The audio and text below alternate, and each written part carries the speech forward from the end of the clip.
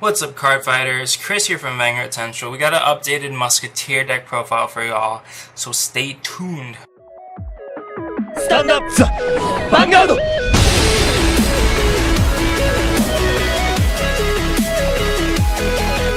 Alright, so for our starter, we're using the Baby Blue Eyes Musketeer Maylen. This card is really good because you can counterblast one, search the top 4, and grab a Musketeer from that. And having your starter as that lets you to get a lot more early game consistency, making your rush plays like always viable, and just feel like changing a booster into attacker is always a good option. And if you're using it with one of your strides, maybe you can get some power along with it with the new Musketeer stride. So very good starter, definitely the starter you want to be running in Musketeers these days. Alright, so for triggers, we've got 4, 8, 12 critical, and 4 heals, obviously there. I've played around with a couple different lineups, 8-4, with 8-4 before being draws and 4 being Musketeer stands. And so, before making the video, I decided to try out the 12 crit, and it worked really well, because Musketeers, to me, they are very, very good at early game. Obviously, with the starter, you can make your rushing really consistent. So just that aggressiveness, the crits really benefit that aggressiveness, where you're not always going to be able to take advantage of the stands, or they're not always going to be as impactful because you might not always have large numbers. It's also more impactful. The main killing stride in the deck is Primavera, so that kind of kills your stand plays. But the 12 crit, I think, works pretty well. That's not to say you shouldn't run other lineups, but I found the 12 crit to be good, so I'd probably stick with that. But the stand is really good. It basically is another version of this, but instead of kind of like going to soul, it goes to the bottom of the deck, so it keeps your deck full of triggers, which is pretty useful. But I found like I was just using too much counterblast up trying to do that when I want to save it for other things. Alright, and then we have our grade 3s. There's 4 Miarita. This card is really good. The first effect lets you recycle Musketeers, keep your deck full of cards to be able to call off the top of your deck. And the second skill gives your Vanguard the skill that if you stride a Musketeer, then you can counterblast one, kill one of your own Musketeers, and search the top 4 for 2 Musketeers. And then you can call those cards, you put the rest into drop zone. So that's a little unfortunate because there's a lot of times where you like pull triggers and the triggers don't go to the bottom of the deck like they would in something like Gold Paladins, but they just get put into drop, and then it just doesn't feel good. It doesn't feel good at all when that happens. But it's a nice +1, helps fix the field, so it's very, very good, and it's basically the best card to have with the new stride that makes it Musketeers have some powerhouse stride plays, which they didn't have before. So, for the sake of powerhouse stride plays, we want to play 4 Miarita. And then the other grade 3 we have is 3 Vera. Vera is really good for the, non-Legion or GB skill to sack one of your Musketeers and search top 5 this time. That's really important that you get 1 extra and search for a Musketeer from there. And so that's really good because you're going to be able to, again, like keep up the early rush. If you have a booster, you can turn it into an attacker. You can turn triggers into attackers. You can turn anything into attacker and just really fix your field. If you have too many grade 2s, you can turn it into a booster, yada, yada, yada. And also the Legion effect is really good, just powering up your whole field. Every Musketeer gets +3. So that's a nice little alternate kill condition. If you're on Vera or it's in the late game, you fill your deck with some crits, make it more likely for you to check triggers, and then hit with them with some power columns. Alright, so the grade 2s, we're running a lot of grade 2s in the deck because we want to be as aggressive as possible. We want to make it consistent. We have 4 Sylvia, probably the best grade 2, even though it's a 7k, because you check the top card of your deck. If it's a Musketeer, you just call it. If it's not, you shuffle it. And there are exactly two non-Musketeer cards in this deck, so they do come up every once in a while, but I think it's worth it to run them. I'll explain that when I get to there. But Sylvia, it's basically always just get another free card, get another free card. So you're usually playing this first, getting a free card, and then working around it, and it really makes your rush so powerful. Because it is non-GB, especially if your opponent's on grade 1 still, this can hit them, so you don't even need to do any shenanigans with it. You just play it and smack them in the face with 3 attacks, starting as soon as you can. One of the new cards is Tessa. This card is insane. It's kind of like a Bruno for Musketeers. If you have 3 other Musketeer units, you can, or more, whenever another Musketeer gets called, she gets +2. So that can really stack up. And then for me, the key part of this ability is when you have a Musketeer face up in your G zone and you call another Musketeer and you have the 3 other Musketeers, you get to add 4k to the unit that was called. So that's really good. It can make really, really strong Primavera plays. And that's really what I try to go for in this deck, is Primavera as your finisher. Yeah, there's not much to say. It's just really good for making power while you're filling up your field. Or if you're changing out your field, you're also getting power at the same time. And then we have 4 Aweso 12Ks. Just got to keep up the aggression early game. Being able to attack unboosted is really nice. And you can also make 21 columns with Merca, which is really good. And then lastly, we just have the 1 Mate for Vera. This card is almost never a problem. You can Soul Blast with this deck, so if you ride it, it's not a problem. The only issue is if it goes into damage.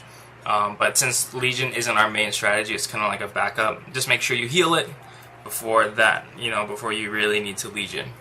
Hopefully you can actually heal it, but you know what I mean. Having 1 is not really a problem.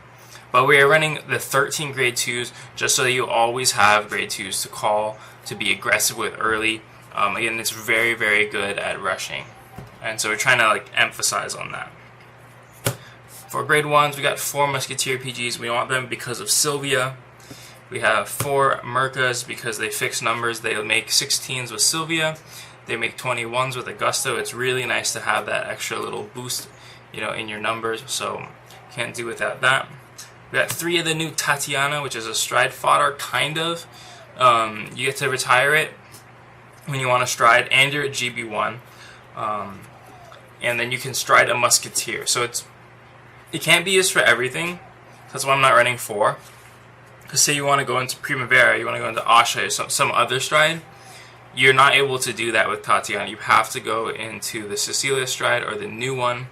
I forgot her name really quick. It's Mira.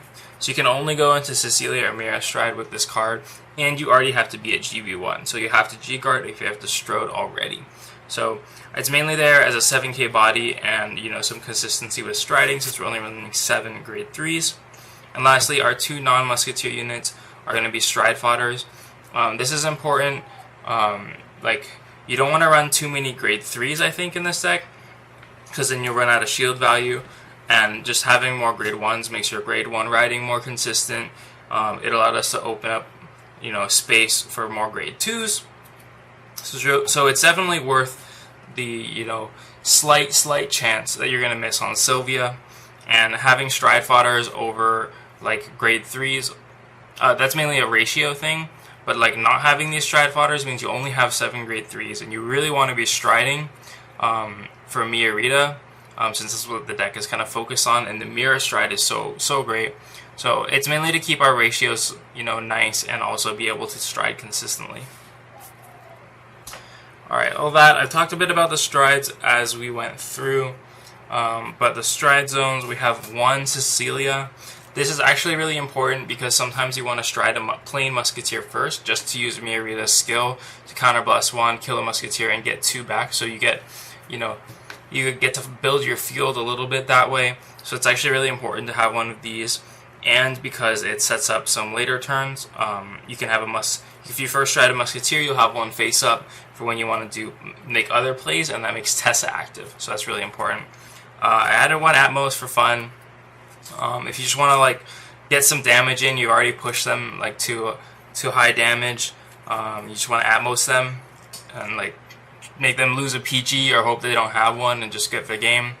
That's a very real situation in this deck, so we got 1 Atmos to kind of keep the pressure up. We have 2 multivitamin dragons. This could be anything really. It's not super important. You could have more Asha strides, you could have Invernos. I don't actually know why these are multivitamins, to be honest. They don't need to be, and I probably never use them. And then we have 2 Primaveras on the off chance you can use both of them. It's definitely the best stride in this deck as far as finishing goes, in my opinion. I'll show some combos after I finish going through the rest of the stride zone. So, keep watching for that. For Mira, so good. You can very easily get your whole field plus 10k, like at least plus 16 to all your columns. And this is another reason why we're not really running. Primavera is one reason why we're running crits, because you'll call a full field, and then the stands will be useless. And then Mira is another reason because part of your power is on the booster. Like, you could have plus 20k to a column, but it's going to be 10 to the front row and 10 to the back row. And so being able to pass a crit to that full powered column, as opposed to like, attacking with it and then standing in 19k rearguard, is not quite as good. So that's why I decided to try out the crits, and they definitely worked. So just going back, if you don't know what Mira's skill is, just because it's pretty new. Well, it's not new anymore, but it's been out for a couple weeks. You Soul Blast 1, choose a Musketeer in your G zone, flip it face up. So you could flip out Cecilia if you really wanted to, but there's only 5 Musketeers, so it's not really going to change anything. That is interesting because you could just run a bunch of Cecilias and then use this 4 times. And then your Vanguard gets a skill when your Musketeer is placed on rearguard. Then it gets plus 2 for every Musketeer unit. Is it every Musketeer unit or rearguard? Every Musketeer rearguard that you have. So that's actually really good. It's obviously really good because if you have 5 rearguards, then you get plus 10k. And that's really like your power plays. But one thing to note, okay, so I'll talk about that later. So next card is Asha. This card is okay in the deck. It's not like super amazing because you don't. First stride, it's only the plus 5, so you can definitely use it to help, keep pushing your advantage if you have the right field setup. But it's a little awkward because, you don't always have the front, like the 2 copies of the same unit. And so you might want to use it to get the other one, but the way it's worded, you don't get the power if you don't have the copies. So it can be a little awkward. I don't use it too much, but it's nice to get the little power when it's needed. And then the G guards, we just have some utility. We have Scryu for extra shield. We have Verna for extra shield as well. We got Rain Breath Dragon. This one isn't quite as useful, but you can pray to call a Sylvia and get another Interceptor if you really want to. And then one Dismal just to keep Tessas safe. They're actually really important in this deck, so you want to keep them safe. If you're trying to set up the next turn. So we'll talk about the Primavera combo really quick. This card is amazing in the deck. The reason, it's obviously because I'm running 2 of them. So there's 2 main setups you want to go for with Primavera, and the one that existed before this was Merca and Augusto, because you can make a 21 and then call out 2 21 columns. So you can make a 5 attack turn where 3 of it could be a 16k attack, a 21 attack, and then Vanguard, and then 21 21. So it's really powerful. Definitely nothing to take lightly. And then the other one is having boosters. So Merca is usually what you have, and then Tessa, because what happens here is very similar to what happens for what was the old one, Katrina. It's they see all the calls. So what happens if you have this setup, you can attack, then you swing Primavera and you get to call your full field, right? But then all the Tessas are going to activate, because you're going to see, so this Tessa is going to be well, I'm going to get plus 6 for 3 rearguards coming into play. And then this one saw me come into play, so I'm going to plus 4, and this one saw me into play, so I'm going to get another plus 8 from there. So this Tessa by itself gets plus 14. And then this one will also get plus 14 because it's the same. It sees 3 rearguards come into play. This one gives it plus 4, this one gives it plus 4. So it's plus 14 on your Tessas. And then the Mercas are going to get plus 12 each. So you get plus 26 to both of these columns. But the trick to this is you have to have a Musketeer face up in your G zone before going into Primavera, and that's why we have Cecilia, because you're going to want to, like some games, you'll stride Cecilia first, go into Primavera, and hit this combo where you have, these are 18 columns plus 26, so 30, 40 something, I think, 44. I'm not thinking too hard, but it's really high numbers, they're really hard to hit, and you know, with the aggression this deck has, it can really be brutal. You know, if you get either the Tessa combo or the Augusta combo, they're both really strong, and they both can put a lot of pressure on your opponent. So that's why Primavera is the best stride of the deck, in my opinion, and why I didn't really want to run stands, or I wanted to try without stands, because I was using my Counterblast so much to for the stands that I could never really make use of Primavera. Thanks for watching, Cardfighters. Hope you liked this updated Musketeer deck profile. There's a lot of little, things you can change with this deck. Definitely don't take it as a template. Like I ran 12 crit, you don't have to. The 8 crit 4 stand version works just as well. They got a huge buff, Musketeers did, with the new support. You have powerful strides other than Primavera, like Mira. You can build field a lot faster. And obviously the new starter lets you keep your aggression up and make it just that much more consistent. So it's a very good deck. I don't know if I would say it's a strong deck. I definitely think Asha is a better deck, but Musketeers are definitely a really fun version of it, of Neo Nectar, and they feel a lot like Gold Paladins, but a little bit worse in my opinion. They're kind of like budget. And the budget, not in that they're cheap, even though they're kind of cheap, but budget as in they're kind of like Gold Paladins, but not as good, because they still do the top 4 calling type stuff. And so the biggest weakness of this deck, if you guys are trying to improve it and stuff, maybe you guys can come up with some ideas, is that early game is really strong, but then your first stride is kind of really weak. So if you happen to go first, and then you get that really good rush going, then you ride Miarita, you don't have really any really good effects there. And then the next turn you have to stride like a Cecilia or an Atmos. You're not really doing too much to pressure your opponent on those 2 turns. And they can kind of, stabilize and come back, build up their hands before you get to go into your power strides like Mira or Primavera. But yeah, those are my thoughts on the deck. Thanks again for watching. Make sure you are subscribed for more deck profiles. We'll have some matches, or either already out or coming out after this. Make sure to comment down below if you have any questions, any thoughts on the build.